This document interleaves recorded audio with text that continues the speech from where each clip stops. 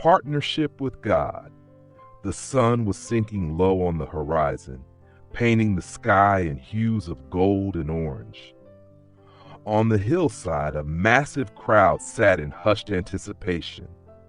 They had come to see Jesus, to hear his words of wisdom, and to witness the miracles he performed. For hours they had stayed, captivated by his teachings. But now the murmurs of hunger began to ripple through the crowd.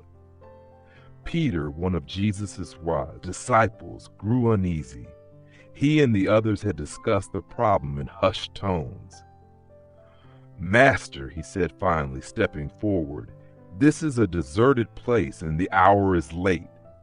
Send the people away so they can go to the surrounding villages and buy food for themselves." Jesus turned to him, a glimmer of challenge in his eyes. "You give them something to eat." Peter froze, his mouth opening and closing as if trying to find words. "Us? You want us to feed them?" He turned to the others, incredulous. "That would cost 200 denarii. We don't have that kind of money." Jesus remained calm, unshaken by their protests. "How many loaves do you have?" he asked. "Go and see." The disciples exchanged doubtful looks but obeyed, weaving through the crowd. Most shook their heads, empty-handed, but eventually Andrew returned with a boy. In his hands, the boy carried a small bundle, 5 barley loaves and 2 fish. "This is all we could find," Andrew said, holding out the food. "But what is this among so many?" Jesus smiled, unbothered by the meager offering. "Have the people sit down in groups on the grass," he instructed. The disciples did as they were told, their confusion mingling with obedience. Once everyone was seated, Jesus took the loaves and the fish. Lifting his eyes to heaven, he gave thanks and began to break the bread. He handed pieces to Peter, Andrew, and the others, saying, "Distribute these." Peter hesitated, staring at the small piece in his hands. It seemed impossible that it could feed even one person, let alone thousands. Still, he obeyed, moving through the groups and handing out the food. To his astonishment, no matter how much he gave, the bread and fish in his hands never ran out. The crowd ate, their hunger replaced with satisfaction. When everyone had eaten their fill, Jesus turned to the disciples and said, "Gather the leftovers so that nothing is wasted." Peter returned with a basket full of bread, and so did the others. 12 baskets in total.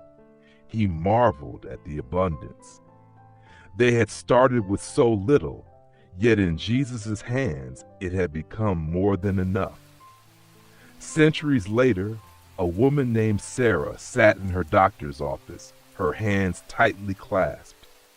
She and her husband had been praying for a child for years, yet their prayers seemed unanswered. The doctor's suggestion of a medical procedure felt like a heavy weight. "Shouldn't prayer be enough to fix our problem?" she asked her husband that evening. "Do we really need to do this?" Her husband, just as uncertain, didn't answer right away. Instead, he suggested they pray for guidance. Days later, Sarah shared her struggle with a friend who reminded her of the story of Jesus feeding the 5,000. "God can do miracles," her friend said gently. "But remember, Jesus asked the disciples to act. They brought what little they had, a boy's lunch, and he multiplied it. Maybe this procedure is like the loaves and fish. It's a way for God to work." Sarah pondered her friend's words and eventually decided to go through with the procedure. She prayed fervently throughout the process, asking God to guide the doctors and bless their efforts. Months later, she held her newborn daughter in her arms, tears streaming down her face. She realized the truth of what her friend had said. God had worked through her prayers and her actions together. Both Peter and Sarah learned the same lesson. God's miracles often involve our participation. The disciples didn't have the power to multiply the bread and fish, but they had to act, bringing what they had, distributing the food, and collecting the leftovers. Similarly, Sarah couldn't control the outcome of her procedure, but her willingness to act allowed God to bless her efforts. God invites us into a divine partnership. He multiplies what we bring, whether it's small loaves, fish, or hesitant steps of faith. The challenge is to trust Him enough to offer what we have and take the actions He calls us to.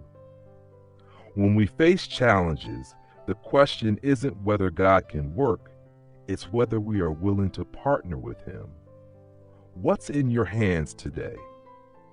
What small step can you take, trusting Him to do the rest? Reflection questions. When have you hesitated to act, thinking prayer alone was enough? How can you offer what's in your hands to God today? Dear God, thank you for inviting me into your miraculous work. Help me to trust you and take action, even when my efforts feel small. Multiply what I bring and use it for your glory. Amen. Don't forget to subscribe and hit the notification bell for more inspiring content.